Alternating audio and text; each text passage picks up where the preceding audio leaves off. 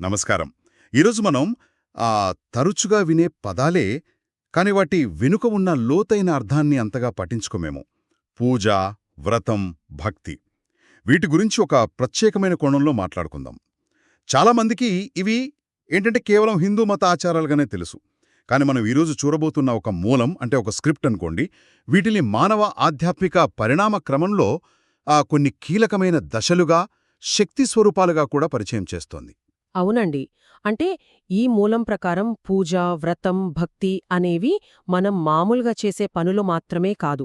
అవి ఆధ్యాత్మిక ప్రపంచంలో ఊహించండి స్త్రీ రూపాలుగా అంటే కొన్ని వ్యక్తిత్వాలుగా ఉన్నాయట. అలాగే మానవ చైతన్యం వికసించే క్రమంలో ఒక్కో మెట్టుగా పనిచేస్తోందని కూడా ఈ మూలం ప్రతిపాదిస్తోంది.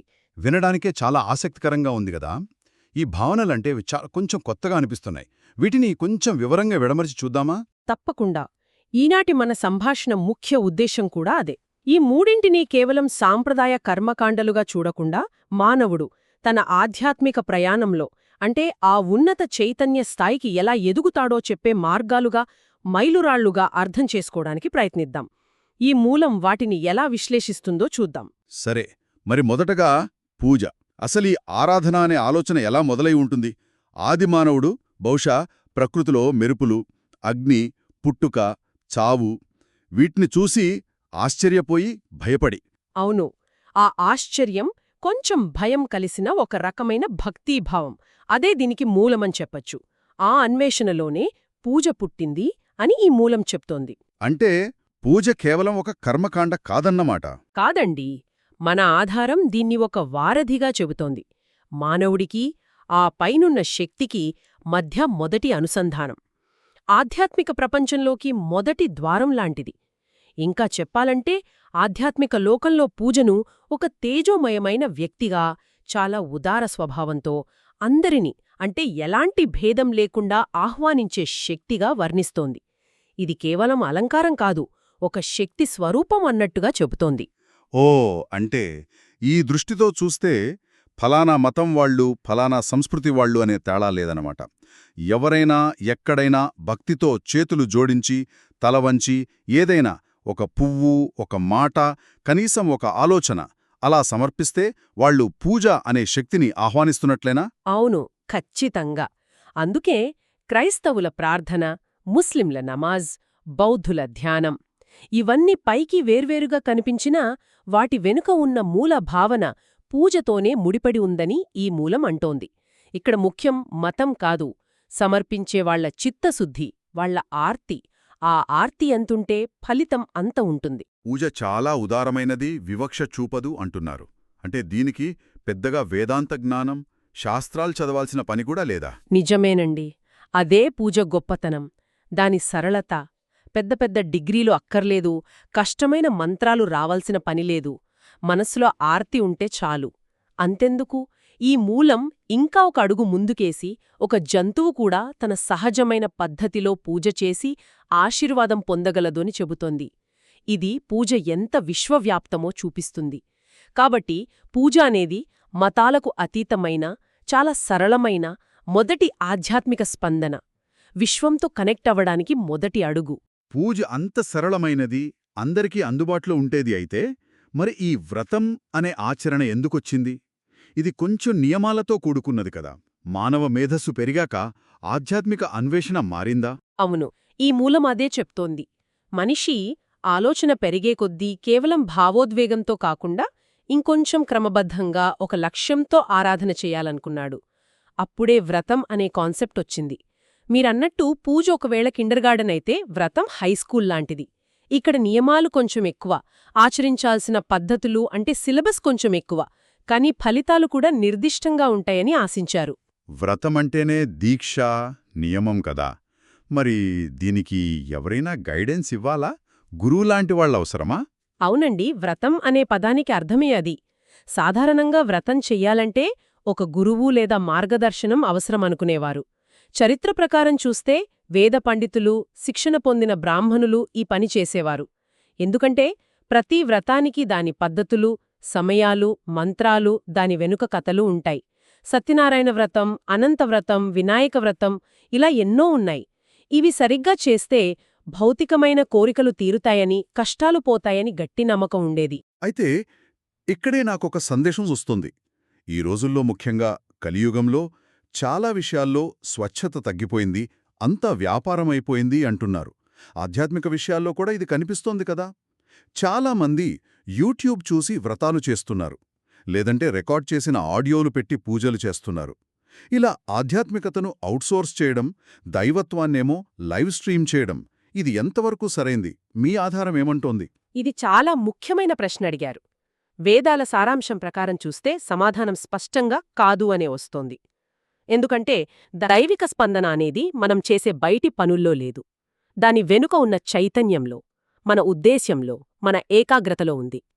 కేవలం డబ్బు కోసం వ్రతం చేయించే పండితుడైనా, లేదా తన భక్తిని ఒక రికార్డింగ్కు అప్పగించే భక్తుడైనా అది నిజమైన వ్రతం కాదు. అదొక యాంత్రికమైన లావాదేవీ మాత్రమే అవుతోంది. దేవుడికి కావాల్సింది డెకరేషన్ కాదు, డెడికేషన్ అని ఈ మూలం గుర్తుచేస్తోంది. మరి అలాంటప్పుడు వ్రతానికసలు ప్రయోజనం లేదా? అది వృధా ఆచారమేనా? అబ్బే అలా కాదండి. వ్రతం ఖచ్చితంగా ఒక ముఖ్యమైన పని చేస్తుంది కూడా. మనసును ఒకదానిమీద పెట్టడానికి, క్రమశిక్షణ నేర్చుకోవడానికి, కోరికలను అదుపులో పెట్టుకుని త్యాగం చేయడానికి, ఫలితం కోసం ఓపికగా నమ్మకంతో ఎదులుచూట్టానికి ఇదొక మంచి సాధనం. ఆధ్యాత్మికంగా ఎదగడానికి క్రమశిక్షణ ముఖ్యం కదా. ఆ క్రమశిక్షణను వ్రతం నేర్పుతుంది. అయితే ఆ క్రమశిక్షణ వెనుక చిత్తశుద్ధి లేకపోతే అది కేవలం ఒంటికి ఆయాసం తప్ప ఇంకేమీ ఉండదు. కాబట్టి వ్రతం ఉద్దేశ్యం క్రమశిక్షణ ద్వారా చిత్తశుద్ధి పెంచుకోవడం. కానీ ఆచరణలో రివర్స్ అయ్యే ప్రమాదముంది. కొన్ని వ్రతకథలు వింటే ఇది చేయకపోతే కష్టాలొస్తాయి, దేవుడు శిక్షిస్తాడు అని ఒక భయం కనిపిస్తోంది. అది కొంచెం ఇబ్బందిగా అనిపిస్తోంది. నిజంగా ప్రేమస్వరూపుడైన దేవుడు మనం ఒక పూజో వ్రతమో చేయకపోతే శిక్షిస్తాడా? ఇది దైవలక్షణమా, లేక దేవుడి పేరుతో భయపెట్టే అహంకారమా అని ఈ మూలం ఒక ప్రశ్న లేవనెత్తుతోంది. ఆలోచించాల్సిన విషయమే. సరిగ్గా. ఈ భయం మీద ఆధారపడిన, కొన్నిసార్లు వ్యాపారంగా మారిన ఈ పద్ధతికి ఒక సరిదిద్దుబాటుగా, ఒక ఉన్నతమైన, స్వచ్ఛమైన మార్గంగా భక్తిని భగవద్గీత లాంటి గ్రంథాలు పరిచయం చేశాయని మన ఆధారం చెప్తోంది.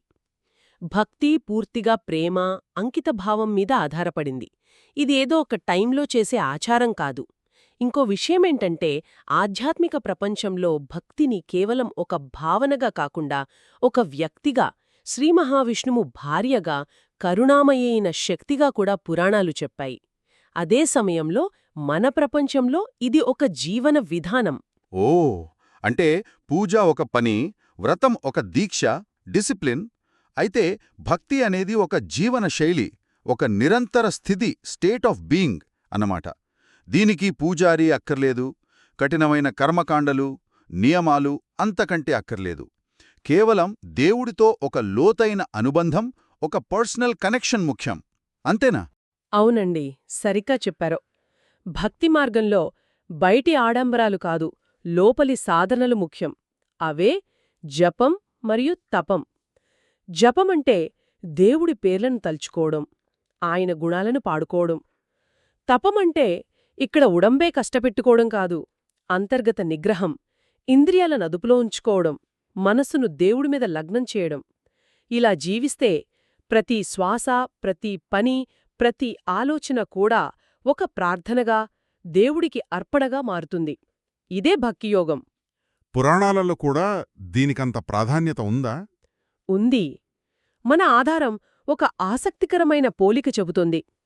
సృష్టికర్త బ్రహ్మ తనను పూజించుమని ఎక్కడా కోరలేదు.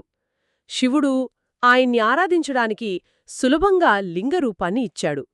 కాని విష్ణువు మాత్రం భక్తిని తన శాశ్వత సహచరిగా, తన దేవేరిగా, తన అంతరంగ శక్తిగా స్వీకరించాడు. అందుకే వైష్ణవంలో భక్తికి అంత ప్రాముఖ్యత. అంతేకాదు, భక్తి మార్గమే జీవుడిని అకర్మ స్థితికి తీసుకువెళ్తుందని భగవద్గీత లాంటి గ్రంథాలు చెబుతున్నాయి. అకర్మస్థితి అంటే కొంచెం చెప్తారా?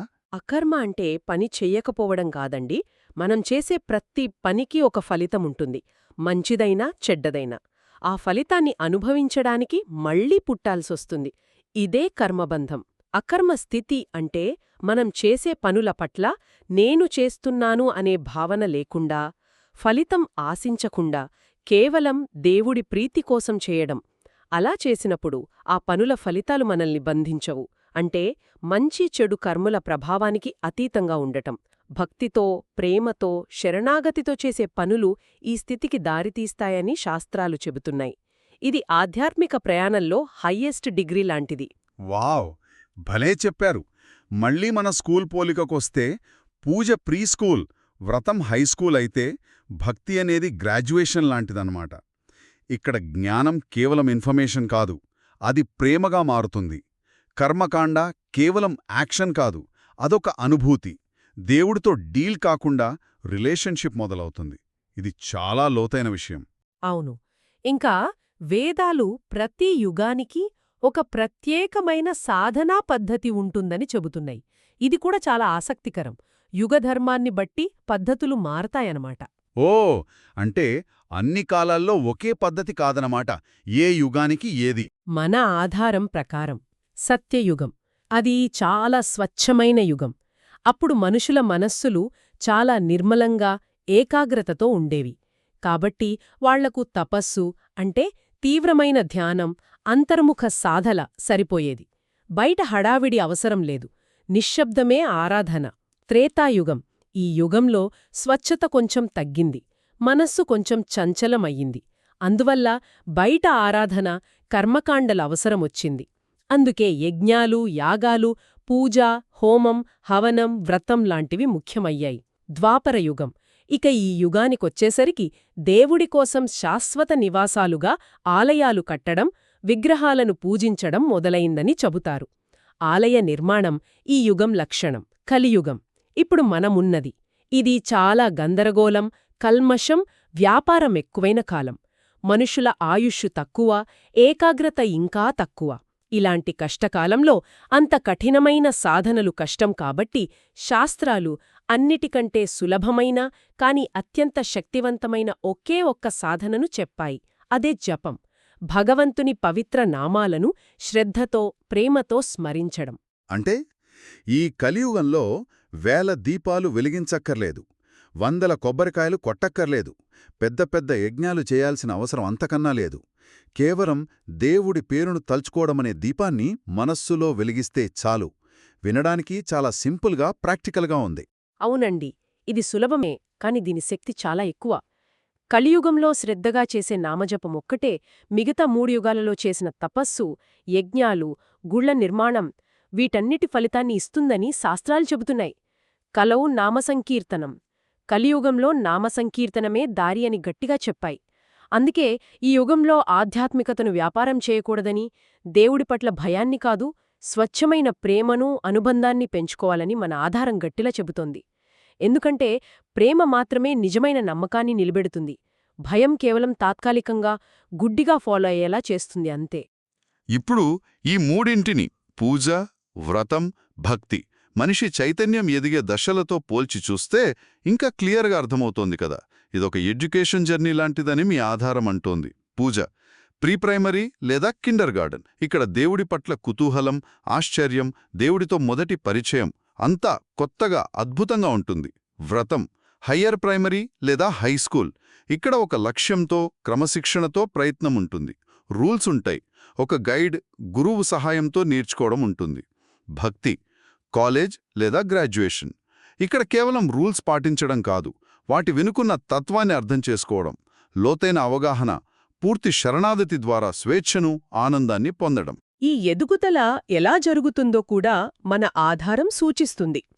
ఒక వ్యక్తి తను గుడ్డిగా చేస్తున్న ఆచారాల వెనుక ఎందుకు అని అడగడం మొదలుపెడితే అతను పూజ దశ నుండి వ్రతం దశకు వెళ్తున్నాడన్మాట. అలాగే ఎప్పుడైతే దేవుణ్ణి చూసి భయపడటం మానేసి ఆయనను ప్రేమించడం, ఆయనతో ఒక పర్సనల్ కనెక్షన్ ఫీల్ అవ్వడం మొదలవుతుందో అప్పుడు అతను వ్రతం దశ నుండి భక్తి దశకు ఎదుగుతున్నాడు. ఇది కేవలం మతపరమైన విషయం కాదు. ఇది ఒక రకమైన స్పృహపూర్వకమైన చైతన్య నిర్మాణం, కాన్షియస్నెస్ ఇంజనీరింగ్ అని ఈ మూలం వివరిస్తోంది. అద్భుతం, చాలా స్పష్టంగా ఉంది. కాబట్టి ముగింపుగా మనం గుర్తుంచుకోవాల్సిందేంటంటే పూజ, వ్రతం, భక్తి అనేవి కేవలం బయటకు కనిపించే ఆచారాలు కావు. అవి మనల్ని అజ్ఞానం నుండి జ్ఞానానికి, కేవలం యాంత్రికంగా చేయడం నుండి సహజంగా ఉండటం అనే స్థితికి, బయట వెతుకులాట నుండి లోపల శరణాగతికి, కర్మబంధాల నుండి అకర్మ అనే విముక్తికి నడిపించే అసలైన శక్తులు, మార్గదర్శకాలు. అవునండి. ముఖ్యంగా మనముంటున్న ఈ కలియుగంలో అన్నింటికంటే సులభమైన, శక్తివంతమైన మార్గం నామస్మరణ లేదా జపం అని. అది ఒక్కటే మిగిలిన అన్ని యుగాల సాధనల ఫలితాన్ని కూడా ఇస్తుందని గుర్తించడం ముఖ్యం. ఆధ్యాత్మికతను అమ్మే వస్తువుగా కాకుండా మన జీవితంలో ఒక భాగంగా, మనం జీవించే విధానంగా మార్చుకోవాలి.